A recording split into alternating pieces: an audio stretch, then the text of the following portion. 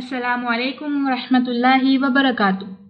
نحمدہ ونصلی علی رسولہ الکریم، اما بعد، اعوذ باللہ من الشیطان الرجیم، بسم اللہ الرحمن الرحیم۔ ان المسلمین والمسلمات والمؤمنین والمؤمنات والقانتین والقانتات والصادقین والصادقات والصابرین والصابرات والخاشعین والخاشعات والمتصدقین والمتصدقات والصائمین والصائمات والحافظین فجورہم والحافظات والذاکرین اللہ کثیرا والذاکرات اعد اللہ لہم مغفرۃ اجرا عظیما۔ بے شک مسلمان مرد اور مسلمان عورتیں، مومن مرد اور مومن عورتیں، فرمانبردار مرد اور فرمانبردار عورتیں، راست باز مرد اور راست باز عورتیں، صبر کرنے والے مرد اور صبر کرنے والی عورتیں، عاجزی کرنے والے مرد اور عاجزی کرنے والی عورتیں، صدقہ و خیرات کرنے والے مرد، صدقہ و خیرات کرنے والی عورتیں، روزہ رکھنے والے مرد اور روزہ رکھنے والی عورتیں، اپنی شرمگاہوں کی حفاظت کرنے والے مرد اور حفاظت کرنے والی عورتیں، اور باکثرت اللہ کا ذکر کرنے والے مرد اور ذکر کرنے والی عورتیں، ان سب کے لیے اللہ نے مغفرت اور بہترین اجر مقرر کر رکھا ہے۔ یہ تھی سورہ احزاب، سورہ نمبر 33، آیت نمبر 35۔ دنیا میں اکثر یہ دیکھا جاتا ہے کہ لوگ عورتوں کو مردوں سے کمتر سمجھتے ہیں، یہاں تک کہ جب کسی کے گھر اولاد ہوتی ہے تو اکثر لوگ بیٹے کے پیدا ہونے پر زیادہ خوش ہوتے ہیں، جبکہ اسلام میں عورتوں کو بڑا اونچا درجہ دیا گیا ہے۔ اسلام آنے سے پہلے عورتوں کو اور بھی زیادہ برا سمجھا جاتا تھا۔ عورت کی نہ تو کوئی عزت تھی اور نہ ہی کوئی اہمیت۔ ایسے ماحول میں رسول صلی اللہ علیہ وسلم کو اللہ نے نبوت دی اور عورتوں کو ایک عظیم مقام دلایا۔ اسلام نے ماں کے قدموں کے نیچے اولاد کی جنت بتائی، بیوی کو آدھا دین کہا گیا اور بیٹی کی اچھی پرورش کرنے والے والدین سے جنت کا وعدہ کیا۔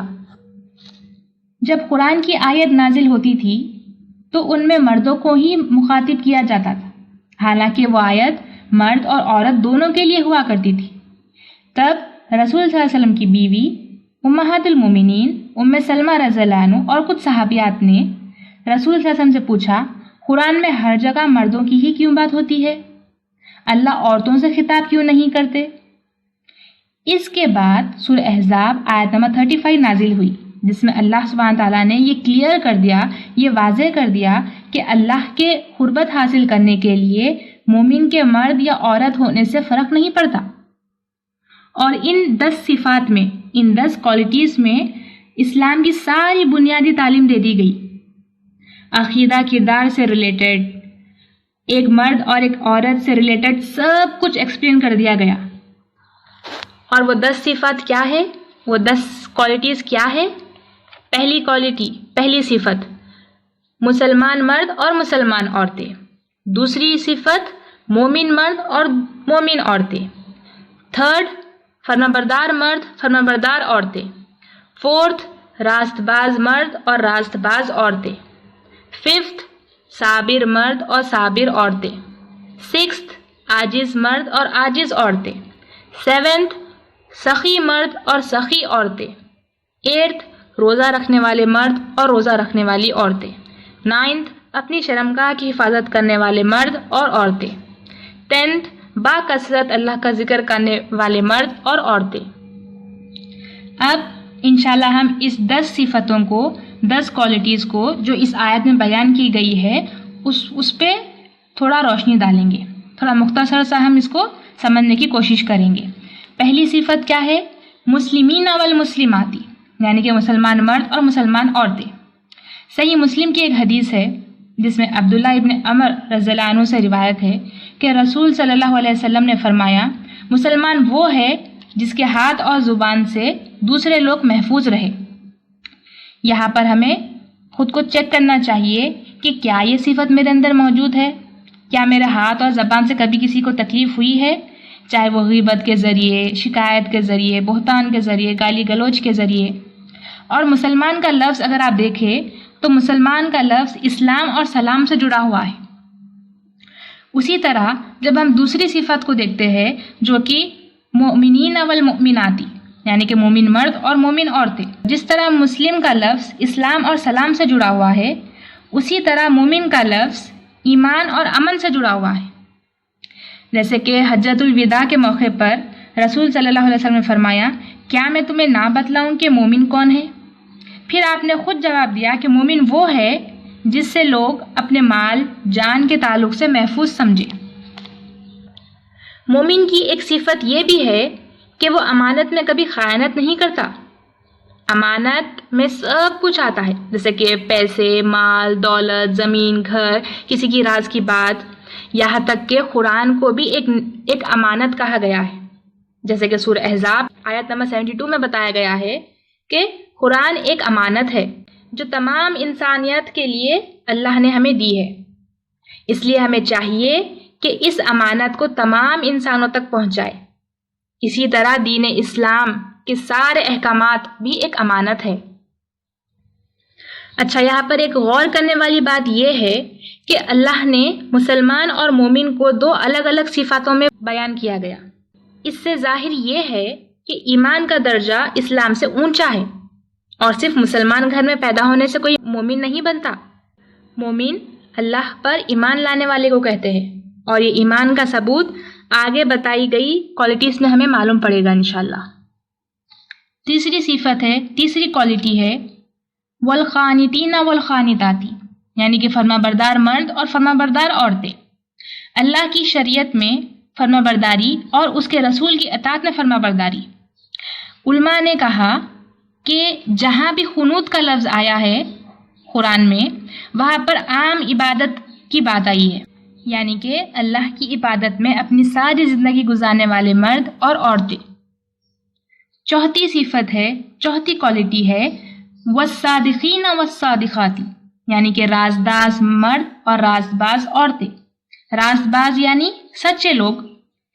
یہ جو ایمان والوں کی فرمانبرداری ہے وہ سچی ہونی چاہیے، ان میں کوئی دکھاوا، ریاکاری شامل نہیں ہونی چاہیے. اللہ اور اس کے بندوں دونوں کے حقوق کو سچائی اور ایمانداری سے نبھانا ہوگا. پانچویں صفت ہے والصابرین والصابراتی، صبر کرنے والے مرد اور صبر کرنے والی عورتیں. زندگی کے کئی مرحلوں پر صبر کرنا پڑتا ہے، جیسے کہ دین کی دعوت میں صبر، اللہ کی آزمائشوں میں صبر، غربت میں صبر. اکثر ہم یہ دیکھتے ہیں کہ لوگ چھوٹی چھوٹی باتوں پر صبر کھو دیتے ہیں. جس کو صبر مل گیا اس کو سب کچھ مل گیا. کیوں؟ کیونکہ صبر کرنے والوں کے ساتھ اللہ سبحانہ تعالیٰ ہے اور صبر کرنے پر بے حساب اجر ملے گا. مگر صبر کرنا بہت مشکل کام ہے اور اللہ مومنین کے صبر کو آزماتے ہیں، اور جب وہ صبر کرتے ہیں تو ان سے بہت خوش ہوتے ہیں. اچھا، صبر کسے کہتے ہیں؟ اپنے آپ کو نیگیٹو ریاکشن سے روکنا، یہ صبر کہلاتا ہے. اور اس کے 3 ٹائپس ہے. فرسٹ، گناہوں کو چھوڑنے پر صبر.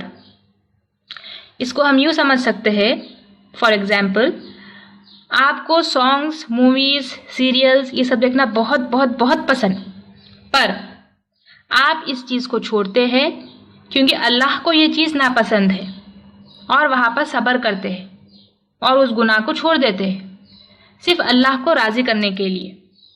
تو گناہوں کو چھوڑنے پر صبر، یہاں پر بھی آپ کو صبر کی ضرورت ہے. سیکنڈ ٹائپ، نیکی کرنے میں صبر.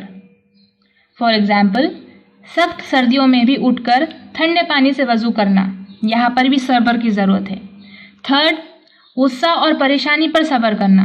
اکثر ہم یہ سنتے ہیں کہ بہت صبر کیا پھر برداشت نہیں ہوا، ہے نا؟ پر اصل یہ ہونا چاہیے کہ جہاں برداشت نہیں ہوا وہی اصل صبر کی ضرورت تھی. اور صبر کرنے سے راستے اللہ سبحانہ تعالیٰ آسان کرتے ہیں، کھول دیتے ہیں، اور اس کے لیے ہم کو صبر کے لیے خاص دعا کرنی چاہیے. 6ویں صفت یہ ہے کہ والخاشعین والخاشعاتی، عاجزی کرنے والے مرد اور عاجزی کرنے والی عورتیں. عاجزی یعنی نرمی سے پیش آنا یا ہمبلنس. غرور اور تکبر مومن کی صفت نہیں ہو سکتی کیونکہ وہ تو ابلیس کی صفت ہے. قارون، ابو جہل جیسے لوگ کا ایسا حال ان کے تکبر کی وجہ سے ہوا. اللہ کے لیے جو جھکے گا اللہ اس سے ضرور اٹھائے گا. یعنی اس کا سٹیٹس ضرور اٹھائے گا دنیا اور آخرت دونوں میں۔ حدیث میں آتا ہے کہ جس کے دل میں رائی برابر بھی تکبر رہا وہ جنت میں داخل نہیں ہوگا۔ تو اپنی انا کو فنا کرے ورنہ آپ کی وہ انا آپ کو فنا کر دے گی۔ انا یعنی تکبر، گھمنڈی یا ایروگنس جسے ہم کہیں گے۔ تو اس لیے ہمبلنس کو اپنے لائف سٹائل بنا لینا چاہیے، ہر معاملات میں نرمی اختیار کرنی چاہیے۔ 7th صفت ہے والمتصدقین والمتصدقات، صدقہ و خیرات کرنے والے مرد اور صدقہ و خیرات کرنے والی عورتیں۔ صدقہ و خیرات کرنے کے لیے یہ ضروری نہیں کہ ہمارے پاس بے شمار مال و دولت ہو۔ اللہ نے اگر آپ کو تھوڑا سا دیا ہے تو وہ بہت خوش ہوگا اگر آپ اس تھوڑے میں سے ہی صدقہ کریں۔ جیسا کہ صحابہ اکرام نے سوال کیا تھا، یا رسول اللہ اگر ہمارے پاس مال نہیں ہے تو ہم کیا کریں؟ اس پر رسول صلی اللہ علیہ وسلم نے فرمایا ہاتھ سے محنت کر کے خود بھی فائدہ اٹھائے اور تھوڑا سا خیرات بھی کرے۔ پھر صحابہ نے فرمایا اگر وہ بھی نہ ہو سکے تو؟ آپ صلی اللہ علیہ وسلم نے فرمایا اچھی بات پر عمل کرو اور برے سے پرہیز کرو، یہ اس کے لیے بھی صدقہ ہے۔ بخاری کی حدیث ہے یہ۔ اچھا، صدقہ کیا ہے؟ صدقہ کسے کہتے ہیں؟ کون سا صدقہ سب سے افضل ہے؟ رسول صلی اللہ علیہ وسلم نے فرمایا جو تندرستی کی حالت میں دیا گیا ہو وہ صدقہ سب سے افضل صدقہ ہے۔ مسکینوں اور مفلسوں کی مدد کرنے سے اللہ سبحانہ تعالیٰ راضی ہوتے ہیں، اس لیے اللہ کی رضامندی کے لیے سنت کے مطابق حلال مال سے ہمیں صدقہ کرنا چاہیے بنا کوئی احسان جتائے۔ کیوں؟ کیونکہ احسان جتانے سے صدقہ آپ کا ضائع ہو جاتا ہے اور احسان جتانا کبیرہ گناہوں میں سے گناہ ہے۔